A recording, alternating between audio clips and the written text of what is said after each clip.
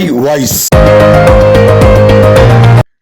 கோவை நஞ்சுண்டாபுரத்தில் சக்தி lockers புதுப்பிக்கப்பட்ட கிளை துவக்கம்.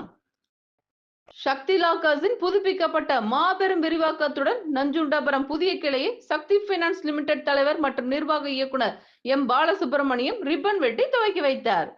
மேலும் இது குறித்து அவர் பேசுகையில், வேகமாக வளர்ச்சி பெற்று வரும் தனிநபர்களின் வருவாய் உயர்வு தேசிய அளவில் லாக்கர் வசதியின் தேவையை அதிகரித்துள்ளது.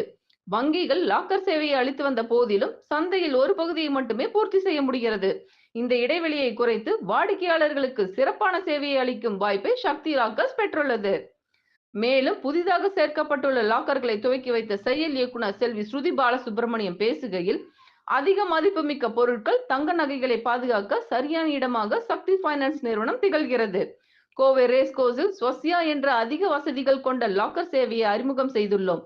மேலும் சென்னை, பெங்களூரு மற்றும் தமிழ்நாட்டின் மாவட்ட தலைநகரங்களில் லாக்கர் விரிவாக்க நடவடிக்கைகளை மேற்கொள்ள திட்டமிட்டுள்ளதாக தெரிவித்தார். இதனைத் தொடர்ந்து கம்பெனியின் முழுநேர இயக்குனர் நைனன் வர்கீஸ் தெரிவிக்கையில், தமிழ்நாடு முழுவதும் தற்போது அதிநவீன பாதுகாப்பான தொழில்நுட்ப வசதிகளுடன் 25 லாக்கர் கிளைகளை கொண்டுள்ளோம்.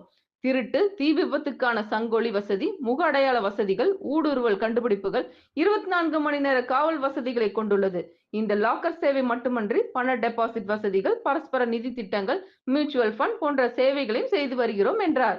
துவக்க விழா நிகழ்ச்சியில் பல்வேறு முக்கிய பிரமுகர்கள், வாடிக்கையாளர்கள் உட்பட ஏராளமானோர் கலந்து கொண்டனர்.